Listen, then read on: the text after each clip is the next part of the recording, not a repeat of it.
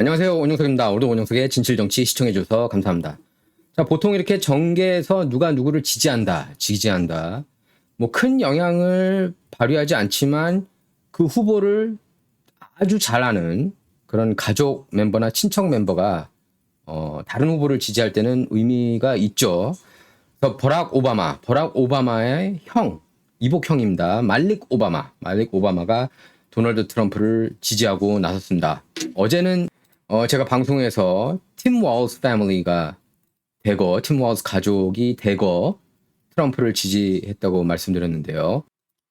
바로 하루 뒤 버락 오바마의 형 말릭 오바마가 트럼프를 지지하고 나섰습니다. 그런 반면 블라디미르 푸틴 러시아 대통령은 트럼프 정부 때 제재를 너무 많이 받았다. 경제적 제재를 너무 많이 받아가지고 카말라 해리스를 선호한다고 밝혔습니다. 카말라 해리스 지지를 선언했습니다. 제가 푸틴이라도 카말라를 더 좋아할 것 같아요. 왜냐면은 바이든이 우습게 보였기 때문에 우크라이나를 친 거 아니겠습니까? 푸틴이. 트럼프는 만만치 않다는 것 알고 있는 겁니다. 그리고 트럼프는 특히 노드스트림 파이프라인 2를 끊어버렸잖아요. 유럽에서 러시아로 연결되는 가스관을 끊어버렸습니다. 자, 이렇게 뉴욕 포스트에 보도가 됐습니다. 메인스트림 미디어 뉴욕 타워 CNN은 또 역시 이런 건 블랙아웃 시키죠. 트럼프한테 유리한 기사들은 구글에서 찾을 수가 없어요. 자, 버락 오바마의 이복형이자 버락 오바마 결혼식 때 베스트맨이었던 말릭이 트럼프를 찍겠다. 오는 11월 트럼프를 찍겠다고 밝혔다. 이렇게 보도를 하고 있죠. 자, 소통의 장. 웬만한 언론보다 훨씬 더 좋습니다. 저는 X를 더 신뢰해요. 참고로. X의 진실이 더 많습니다.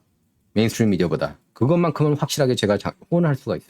진실들은 X에 더 많습니다. 말릭 오바마가 이렇게 썼습니다. I am Malik Obama. I'm a registered Republican and I'm voting for President Trump. 나는 말릭 오바마고 공화당 유권자이며 트럼프한테 표를 던지겠다. 이렇게 밝혔습니다. 자, 말릭 오바마는 2016년 대선 때도 힐러리 클린턴이 아니고 도널드 트럼프를 지지했고요. 2020년 때도 마찬가지였습니다. 그러니까 이번에 3번 연속 트럼프를 지지하는 거고요. 버락 오바마는 좀 한마디로 머리가 크더니 굉장히 사람이 이렇게 달라졌다. 그런 식으로 얘기를 했습니다. 자, 말릭 오바마는 오바마 아버지인 후세인 오냔고 오바마와 케냐 여인 사이에서 태어난 이복형인데요. 1985년부터 워싱턴에서 거주하는 케냐, 미국 이중국자입니다. 그래서 이복 동생인 오바마가 자신들의 가족에게서 등을 돌렸다고 비난한 적이 있습니다. 그래서 케냐 출신 오바마 가족 대표들이 그 전에 민주당 전당대회에 참석하지 못했던 것도 이렇게 실망스럽다 그렇게 밝힌 적이 있었고요. 오바마가 여러모로 이렇게 좀 인간적으로 문제가 있고 트럼프가 진정한 리더라고 미국을 위해서 미국이 필요로 하는 그런 리더라고 거듭 강조했습니다. 여기 이렇게 써있죠. Malik Obama now exposes the Barack Obama who got rich and became a snob. 속물이 됐다는 겁니다. 돈이 많아지더니. 이거는 이제 4년 전 기사예요. 자, 그런가 하면 블라디미르 푸틴 러시아 대통령은 카말라 해리스를 지지한다고 밝혔습니다. 예. 푸틴은 러시아 연해주 블라디보스톡에서 열린 동방경제포럼 본회의 토론에서 우리가 선호하는 후보는 조 바이든 현 대통령이라고 말한 적이 있다. 그러면서 하지만 그가 불출마하면서 지지자들에게 해리스 부통령을 지지할 것을 요청했기 때문에 우리도 그렇게 할 것이라고 밝혔습니다.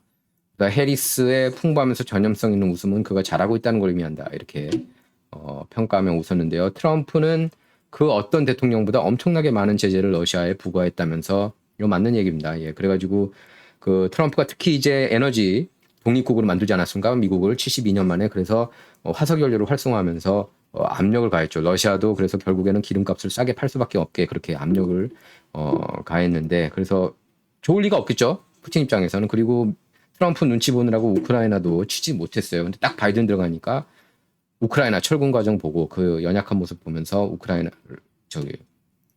아프가니스탄에서 연약한 철군 과정을 보면서 그 장면을 보면서 우크라이나를 치게 된 거죠. 그러면서도 푸틴은 미국 대통령은 미국 시민이 선택하는 거다. 러시아는 미국 국민 선택을 존중할 거라고 밝혔습니다.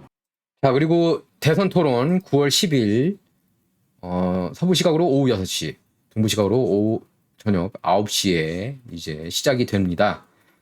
펜실베니아에서 열리죠. 펜실베니아에서 이제 둘이 대결을 하게 되는데 해리스는 사실상 토론 캠프를 차리고 펜실베니아주 필라델피아에서 진행되는 토론전까지 본격적인 토론 준비를 한다고 합니다. 뭐 카멀라 해리스는 평소에 이렇게 말을 잘 못하는 그런 정치인이라 아마 연습을 굉장히 많이 할 것 같아요. 지금 모든 정황을 밀어볼 때 트럼프는 특별한 그런 연습 없이 아마 터시 게버드가 뭐 이런 점으로 그 카멀라를 공격하라 이렇게 조언은 받겠지만 거의 자기 평소 모습대로 이렇게 갈 가능성이 높다고 봅니다. 지난 1차 토론 때도 그랬다고 하고요.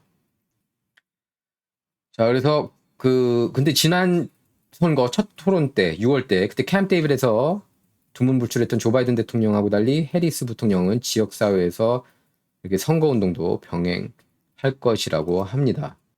카말라 해리스 토론 준비에는 실제 토론 시간인 90분간 진행되는 모의 토론도 포함되어 있는데요. 모의 토론에서 트럼프 대역은 2016년 민주당 대선 후보였던 힐러리 클린턴 전 국무장관 참모였던 필리프 라이너스가 맡고 있습니다. 힐러리가 트럼프하고 경쟁했던 2016년 대선 때도 역시 트럼프 대역을 맡았다고 합니다.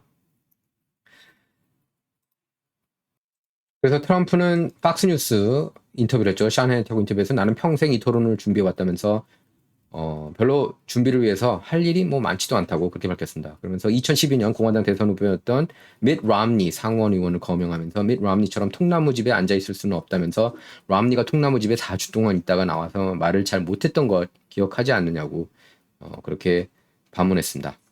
트럼프는 이번에도 모의 토론 대신 정책 세션을 통해 토론을 대비하고 있다고 하는데요. 그래서 일부 세션에서는 보좌관들이 사회자처럼 행동하기도 하지만 대체로는 정책 브리핑이고 트럼프가 가끔 이에 대해 질문하는 형식이라고 전했습니다. 트럼프는 토론 전 플로리다주 마라라고 리조트, 뉴저지주 벨맨스터 골프클럽, 뉴욕 트럼프 타워로 오가면서 정책 세션을 가질 것으로 알려졌습니다. 특히 트럼프는 토론을 통해서 이민 이슈, 지금 뭐 난민들, 불법 체류자 막 들어오고 있죠. 불법 체류자. 그리고 뭐 난민들도 이게 합법 난민이 아니라 불법 난민이죠. 적절한 절차를 들어오지 않는 이런 그러니까 난민들이 들어오면서 불법 체류자가 되고 있는 거죠. 최소 1200만 명이 몰려 들어왔습니다. 바이든 정부 때. 아마 바이든 임기 끝날 때까지는 1500만 정도로 생각을 하는 것 같아요. 전문가들이. 이걸 미국 국민 세금으로 다 먹여 살린다고 그렇게 생각해 보십시오. 이게 말이 됩니까? 그러니까 범죄가 난무하고 그러는 거죠. 그냥 무작정 아무 생각 없이 본헤드처럼 난민들 도와야 된다, 난민들 도와야 된다 이런 건 말이 안 되는 거예요. 범죄를 너무 많이 저지르고 있지 않습니까? 살인, 강간 등을 비롯해서 어린이들한테까지 그런 일을 범하고 있잖아요. 그 토론을 보기 위해서는 ABC 뉴스 라이브, 디즈니 플러스 그리고 훌루에서 볼 수가 있습니다. 참고로 ABC의 모 회사가 디즈니예요. 또 스마트폰이나 태블릿에서 ABC 앱을 다운받으면 시청하실 수가 있습니다. 장소는 필라델피아에서 National Constitution Center에서 열려요.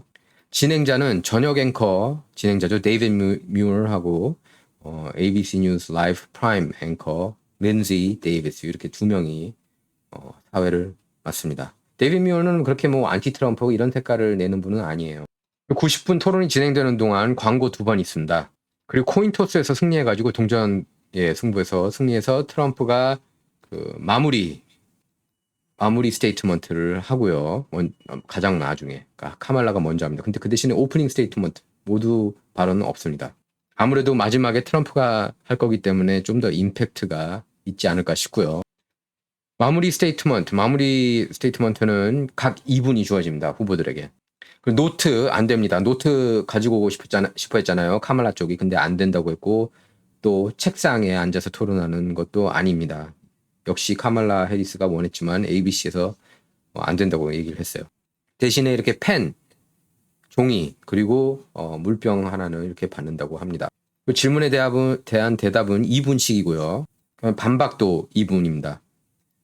근데 한 질문에 따른 추가 질문, 팔로우업 질문에 대해서는 이제 1분 정도.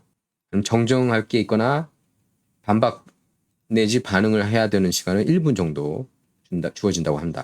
그리고 앞서 밝힌 것처럼 음소거가 적용이 돼요. 그래서 한 후보가 예를 들면 트럼프가 얘기하고 있는 동안에는 카말라가 입을 다물고 카말라가 얘기하고 있는 동안에는 트럼프 마이크가 꺼져 있는 그 룰대로 갑니다. 그러니까 1차 토론, 트럼프하고 바이든 때 토론 때 그 규칙을 생각하시면 돼요. 이건 참고로 바이든 진영, 민주당 진영에서 원했던 그런 규칙이었습니다. 근데 이제 1차 토론에서 바이든이 워낙 폭망해가지고 바꾸고 싶어 했던 거죠. 카말라 쪽에서. 그리고 청중이 없습니다. 예, 무관객. 예.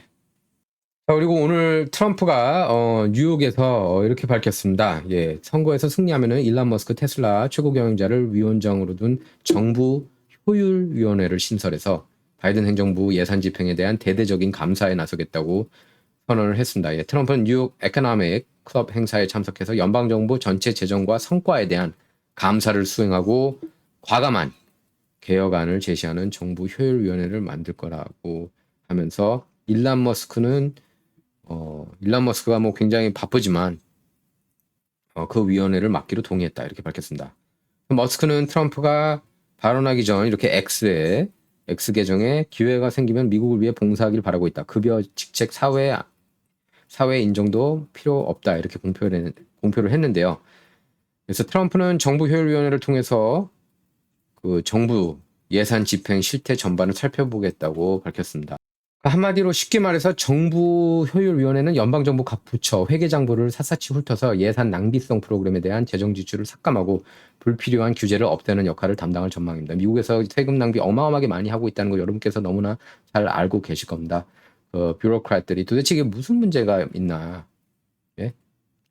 왜 이렇게 돈을 많이 쓰나 이런 생각 여러분께서도 많이 하셨을 거예요.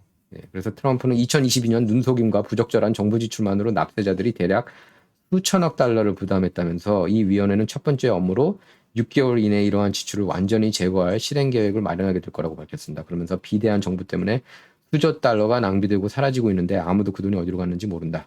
이 돈으로 인플레이션을 더욱 억제하고 물가를 낮출 수 있다고 했습니다. 특히 규제 한계를 신설할 때마다 기존 규제에 10개를 철폐하겠다고 밝혔습니다. 이거는 2016년 대선 사이클 때보다 더 파격적인 거예요. 그때는 규제 한계를 신설할 때마다 기존 규제에 2개를 철폐하겠다고 했거든요. 그래서 실제로 그 약속을 많이 지켰어요. 트럼프가.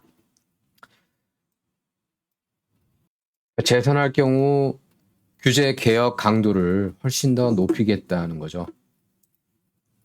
그리고 로버트 케네디 주니어가 50개 주 전역에서 트럼프를 찍어라 이렇게 밝혔습니다. 투표용지에 자기 이름이 올라오는 데가 있거든요. 그리고 지금 경합주에서 일부 주가 노스캐롤라이나 등 일부 경합주가 자기 이름을 안 빼고 있어가지고 지금 애를 먹고 있죠. 그래서 소송까지 제기하고 있는데 트럼프를 50개 전역에서 자기를 지지하면은 트럼프한테 다 투표하라고 촉구하고 나섰습니다. 아까 그거는 이제 X에 알렉스 존스가 X에 올린 거고요. 자, RFK 주니어는 또 트럼프와 함께 경합주에서 함께 유세를 하겠다 이렇게 밝혔습니다. 일부 경합주가 로버트 케네디 주니어 이름을 빼는 것을 거부하고 있어가지고 그래서 지금 RFK 주니어가 안 되겠다. 내가 직접 유세장에 나와서 트럼프를 지지하는 모습을 보여야겠다. 이렇게 판단한 겁니다. 자, 그리고 그뿐만 아니라 RFK 주니어는 이렇게 얘기를 했습니다. 카말라 해리스가 말을 못하지 않습니까? 그래서 적어도 미국 대통령이면은 영어를 쓸 때 이렇게 문장을 만들 줄 알아야 된다. 그렇게까지 밝혔어요. 그래서 대통령감이 아니다. 라고 거듭 강조했습니다. 자, 그리고 제가 그전 방송에서 예상했습니다. 여러분께 전해드렸어요. 바이든 차남이 탈세 혐의 재판 피하기 위해서 조건부 유죄 인정할 거라고 제가 그전에 얘기를 했는데요. 그래서 바이든 대통령 차남 헌터 바이든이 탈세 혐의 형사재판에서 기존의 무죄 주장 전략을 바꿔서 유죄를 인정하면서 배심원 재판을 생략하는 절차를 요청했다. 이렇게 CNN이 보도했습니다. 근데 이거는 예상됐던 얘기예요. 이게 왜냐면 이거 계속 조사가 들어가면은 탈세 혐의 조사가 계속 들어가면 자기 아버지까지 다칠 수 있거든요. 그래서 여기서 조건부 유죄를 인정을 한 겁니다.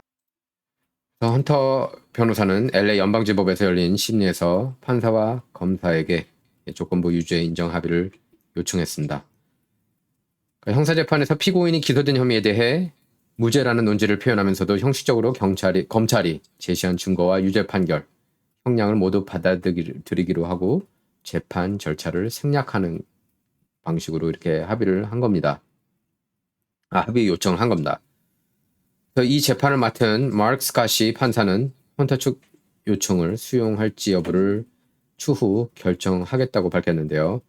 헌터를 기소한 특검 데이비드 와이스 팀의 레오 와이스 검사는 이렇게 얘기를 했습니다. 헌터 바이든은 무죄가 아니라 유죄다. 그가 특별한 조건을 걸고 유죄를 인정하는 것은 용납되지 않는다. 이렇게 밝혔습니다. 법원에서는 이 사건에 대한 재판을 위해 배심원단을 선정하는 절차가 이루어질 예정이었지만 재판 절차 생략을 요청하는 헌터 측 탄원으로 이 절차가 연기가 됐습니다. 헌터는 2016년부터 19년까지 이렇게 4년간 최소 140만 달러, 하나로 약 18억 7천만 원 정도 되는 돈인데요. 최소 140만 달러 세금을 납부하지 않은 혐의로 지난해 12월 기소가 됐습니다. 그래서 특검은 공소장에서 헌터가 세금을 납부하는 대신 호화 생활을 누리는데 수백만 달러를 썼다고 지적했습니다. 앞서 헌터는 2018년 10월 자신이 마약을 사용한 중독자라는 사실을 숨기고 권총을 구매, 소지한 혐의로도 기소돼서 올해 6월 델러웨어주 워밍턴 연방법원 배심원 재판에서 유죄 판결을 받았었죠. 그래서 미국 대통령 자녀가 중범죄 혐의로 유죄 판결을 받은 건 헌터가 처음이었습니다. 완전히 남봉꾼이죠. 자기 형사하고도 또 사귀고 매춘부 불러서 뭐 코케인 흡입하고 그 백악관에서 발견된 코케인도 헌터 거라는 얘기가 많죠. 뭐 아직 백악관에서 그렇게 확인을 해주지 않았지만 어떻게 돼가고 있는지 모르겠어요. 조사한다고 그랬으면서 뭐 얘기가 없어요. 헌터를 지켜주려고 해서인지. 그래서 헌터 불법 총기 소지 사건 형량 선고는 11월 13일 내려질 예정이고요. 선거 다음에. 그래서 헌터는 이 사건으로만 최대 25년 징역형에 처할 수 있지만 초범인 만큼 이보다는 훨씬 적은 형량을 받을 것 같고 제가 볼 때 교도소에는 안 갈 것 같습니다. 예. 원래 가야 마땅한데. 미국에서 이렇게 또 정신 나간 학자들이, 역사학자들이 에이브라함 링컨이 동성애자였다. 이런 주장을 하고 나서 굉장히 논란이 되고 있습니다. 다큐멘터리 영화 남자들의 연인, Lover of Men 이라는 타이틀인데요. 에이브라함 링컨의 알려지지 않은 역사. 이 영화가 6일 미국 극장에서 개봉을 합니다. 그래서 이 영화는 일부 역사학자들 이야기를 토대로 링컨과 주변 남성들과의 로맨틱한 관계를 그린 작품이라고 합니다. 이 영화 예고편 영상을 보면 일부 학자들이 링컨이 살았던 19세기 당시 동성애가 흔했다. 링컨도 남자들과 자주 동침했고 몇 명과는 깊은 관계를 맺었다. 이런 이야기를 합니다. 제가 볼 때는 완전히 말도 안 되는 사이코 같은 얘기예요. 어쨌든 이런 다큐멘터리가 나온 거는 팩트고요. 그래서 링컨이 친했던 남성들에게 쓴 일부 편지를 성적 취향을 암시하는 근거로 들었습니다. 근데 이제 네티즌들이 분노하고 나섰어요. 예. 당신은 오늘날과 전혀 다른 문화적 규범을 갖고 있었다. 한 네티즌이 이렇게 반박한 겁니다. 그런데 남성 간 동침이 꼭 관계를 맺는다는 개념이 아니라 집세를 아끼기 위한 룸메이트 이미지도 있었다. 다큐멘터리가 아니다. 이거는 패러디다. 영상을 삭제하라.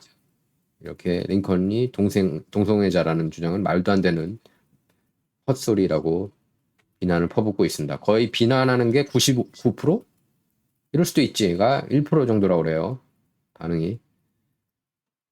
역시 MBC는 이제 친민주당 방송이죠. MBC는 링컨이 동성애자였다.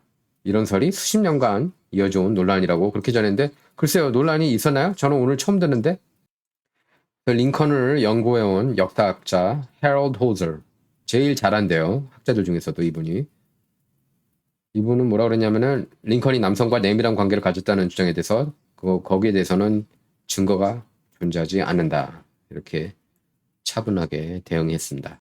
그리고 여러분께서 일론 머스크 X 계정은 좀 유심히 지켜보실 필요가 있습니다. 이거 정말 AP 통신이 저는 개인적으로 가장 극악무도한 것 같아요. 뉴욕타워와 함께. 마치 AP 그러면 AP는 중도 아니야? 이렇게 잘 모르시는 분들은 그렇게 생각을 많이 합니다. 아니에요. AP가 가장 극악무도할 때가 많다고 느껴져요. 예.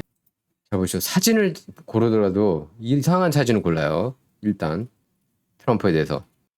인플루언서들이 돈을 받고 트럼프를 지지했다는 것을 암시하기 위해 이 러시아 기사 표지 사진으로 트럼프를 사용한 것 보세요.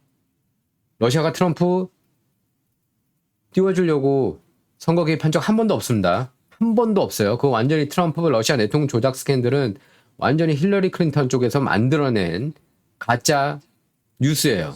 힐러리 클린턴이 1,300만 달러 썼습니다. 그 캠프가. 그래서 법률 회사 펄킨스 코이 고용을 했고, 펄킨스 코이는 신상털이 회사라고 볼 수 있는 퓨전 GPS를 고용했습니다. 퓨전 GPS는 누굴 고용했어요?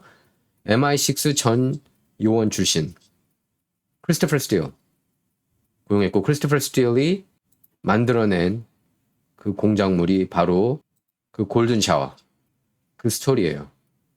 골든 샤워가 뭔지는 아실 겁니다. 매춘부 2명 불러서 뭐 트럼프가 뭐 어떻게 했다는 거, 그거 다 완전 지어낸 얘기예요. 드러났어요. 지어낸 걸로. 그래서 애슐리 세인클레어가 이렇게 X에 이렇게 올렸는데, 보면 대부분은 트럼프 지지자가 아니었다는 거고요. 그리고 법무부에 따르면 인플루언서들은 피해자였습니다. 그리고 또 러시아로부터 지시를 받은 주동자는 적극적으로 트럼프에 반대했던 인물이라고 합니다. 자, 이 뉴스가 왜 나왔냐면은 유튜브가 미국 대선에 개입하려는 러시아 측으로부터 콘텐츠 제작비를 받은 혐의를 받는 미국 그 우파 채널을 차단했다고 워싱턴 포스트가 오늘 이제 보도하면서 이렇게 X에 이런 내용의 글이 나온 겁니다. 유튜브 대변인 이메일 성명에 따르면 미디어 기업가 로렌 첸, 아시안이에요. 로렌 첸이 운영하는 테넷 미디어와 기타 4개 채널 유튜브 이용이 종료됐다고 합니다. 자, 그래서 카말라 해리스가 계속해서 질문들을 피하고 있죠. 기자들 질문을 받기 싫어서 공항에서는 이렇게 이어폰 끼고 전화하는 척 하는 등 논란이 많습니다. 그래서 짐 조던 법사위원장, 제가 가장 좋아하는 연방 하원 의원이에요. 짐 조던이 이렇게 질문을 던졌습니다. Does Kamala Harris think illegal aliens should be allowed to vote in elections? 카말라 해리스는 선거에서 불법 체류자가 참여하는 것을 찬성하느냐? 왜 저널리스트들은 이런 질문을 하지 않는가? Why aren't journalists asking this question? And why is she hiding from questions in general? 질문 자체, 모든 질문을 지금 피하고 있는 거다. 이게 말이 되느냐? 반문하고 있습니다. 말이 안 되죠. 진짜 미국 대통령 후보 중에서 인터뷰를 이렇게 피하는 사람이 있으니까 여태까지 단독 인터뷰 한 번도 안 하고 회견도 한 번도 안 하고 거의 50일 다 돼가는데 출마한 지. 역시 큰 뉴스 하나가 또 터졌는데요. 속보입니다. 속보. 멀천 판사가 트럼프 형사선고를 앞두고 소송을 당했습니다. 멀천 판사는 2024년 대선 후보에 대한 세관 이목을 집중시킨 사건을 처리하는 과정에서 이해 상충이 있을 수 있는 자신의 재정 공개 양식을 공개하라, 이 소송을 당한 겁니다. 공개해야죠. 멀천 판사는 성추문 입막음 의혹 사건을 담당한 판사입니다. 굉장히 정치적인 판사죠. 자, 일단 여러분께서 아실 겁니다. 네이트 실버가 전망할 때 트럼프가 선거인단으로 이길 가능성이 58%라고 지금 나왔습니다. 그러니까 해리스, 카말라에 비해서 16포인트 앞서고 있습니다. 선거인단은 275명 확보할 것으로 예상하고 있고요. 트럼프가. 그러니까 박빙 승부를 예상하긴 했어요. 275면 간신히 이기는 거거든요. 파리 마켓에서도 트럼프 승리 가능성 53%, 카말라는 46%에 머물러 있습니다. 7포인트 차인데 저는 실제로는 더 크다고 봐요. 근데 뭐 지켜봐야죠. 11월 5일 선거. 또 4년 전처럼 뭐 몇 주가 걸릴지, 최종 결과까지 뭐 몇 주가 걸릴 수도 있는 일이에요. 개표가 길어질수록 트럼프한테는 좋진 않죠. 그리고 트럼프 마가 진영은 부통령 후보 정말 잘 선택했다. 트럼프가 JD 밴스 선택한 것은 정말 신의 한 수였다. 이런 평가를 받고 있습니다. 잘 선택했어요. 제가 볼 때는 부통령 후보로 비벡 라마스와미보다 더 좋은 선택을 한 것 같습니다. 비벡 라마스와미는 종교적인 그런 이슈 때문에 크게 도움이 안 되고, 어차피 비벡 좋아하는 사람들은 다 무조건 트럼프도 좋아한다고 봐도 과언이 아니었습니다. 그러니까 표를 늘리는 데 있어서 특히 러스트벨트 가장 중요하다고 볼 수가 있겠습니다. 러스트벨트 승리에는 제디 벤스가 굉장히 중요합니다. 그래서 돈 주니어가 이렇게 얘기를 했습니다. 트럼프 캠페인이 월스보다 훨씬 나은 벤스에게 이렇게 아주 감격해하고 있다고. Absolutely crushing it 이런 표현을 썼습니다. 부통령 후보 경쟁에서 상대가 안 된다 이 얘기입니다. 10월 1일 둘이 토론하죠. 자, 표정이 모든 것을 말해준다 이렇게 됐습니다. The look on his face says it all. Reporter trolls Tim Walz. trolls는 이제 놀린다는 겁니다. Any reaction to your family saying they're gonna support former Any reaction to your family saying they're gonna support former President Trump 이렇게 물어보고 있죠. 그의 표정이 모든 것을 말해준다. 예, 기자가 팀 월스를 이제 트롤링하다 이렇게 뭐 조롱하는 거죠. 당신 가족이 트럼프를 지지하겠다고 말한 것에 대해 어떻게 생각하느냐. 표정이 안 좋죠. 자, 댄 번지노가 이렇게 Truth Social에 올렸습니다. Today is September 4th and Kamala Harris is the worst vice president in U.S. history. 오늘은 9월 4일이고 카말라 해리스는 미국 역대 최악의 부통령이다. 역대 최악의 부통령 맞고요. 그런데 역대 최악의 부통령 지지율 28%밖에 안 돼가지고 기억하실 겁니다. 2021년에 바이든이 다음에 출마할 때는 재선 도전할 때는 카말라 해리스에서 다른 후보로 다른 부통령으로 교체해야 된다 이런 얘기가 많았습니다. 근데 갑자기 몇 달 만에 바이든이 인지력 문제에 폭로되니까 마치 카말라가 여신인 것처럼 그렇게 메인스트림 미디어에서 보도를 하고 있습니다. 근데 역대 최악의 부통령이 어떻게 갑자기 마치 이 시대의 최고의 대통령 후보라는 식으로 둔갑할 수가 있는 겁니까? 그러니까 여러분께서 주류 언론 이렇게 접하실 때 여러분께서 이제 주로 주류 언론을 그대로 보도하는 번역 보도하는 그런 한국 한인 언론 통해서 많이 접하실 텐데 그래서 생각하실 필요가 있습니다. 왜냐하면 대다수 한국 한인 언론들이 여기서 2, 3년밖에 특파원 생활을 하지 않는 그러니까 미국을 잘 모르는 분들이 이렇게 쓰는 거예요. 뉴욕타임스, 워싱턴 포스트, CNN 토대로 뉴욕타임스도 잘 안 보고 제가 볼 때는 CNN하고 뭐 야후 이런 좀 더 쉽게 풀어 쓴 곳에 이런 보도 내용을 많이 인용을 합니다. 미국을 알 수가 없죠. 여기 2년 3년만 살고서는 특파원 생활만 하고서는 미국 정치를 알 수가 없습니다. 불가능해요. 제가 여러분께 누차 얘기하지만 올해 11월 선거는 역사상 가장 중요한 선거라고 보고요.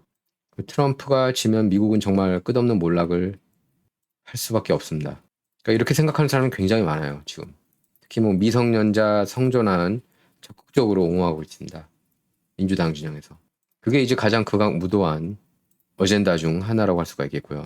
화석 연료를 탄압하기 위한 기후 변화 어젠다, 열린 국경 어젠다, 불법 체류자들, 그러니까 난민들 막 들어오게 해가지고 이들 난민이 대거 불법 체류자가 되는 거예요. 그러니까 불법 난민들인 겁니다. 불법 난민들. 거의 합법 난민은 보기가 힘들어요. 드물고 거의 불법 난민들이 많고. 그러니까 이 문제들을 고쳐야 된다. 그러니까 이 문제들을 고치려면 트럼프밖에 없어요. 이 딥스테이트 진영, 이 글로벌리스트 진영에 맞서 싸울 수 있는 인물은 트럼프밖에 없다고 봅니다. 그렇기 때문에 이제 사람들이 트럼프를 향해서 열렬히 지지하고 있는 거예요. 쉽지 않은 싸움이고 애국자들 그리고 딥스테이트 진영 간 마지막 결투라고 봅니다. 11월이. 미국뿐만 아니라 전 세계 운명이 이번 11월 선거에 의해 갈릴 거라고 저는 봅니다. 얼마 전에 제가 제목에도 그렇게 달았죠. 애국자들과 딥스 간의 마지막 결투가 된다고 11월. 그 결투에 여러분들도 다 동참하셔야 됩니다. 자, 진정 이번 시간은 여기서 마치도록 하겠습니다. 구독, 라이크, 공유 눌러주시기 바라고요. 또 제 백업 채널 원용석의 문화전쟁도 많은 구독 부탁드리겠습니다. 시청해주셔서 감사합니다.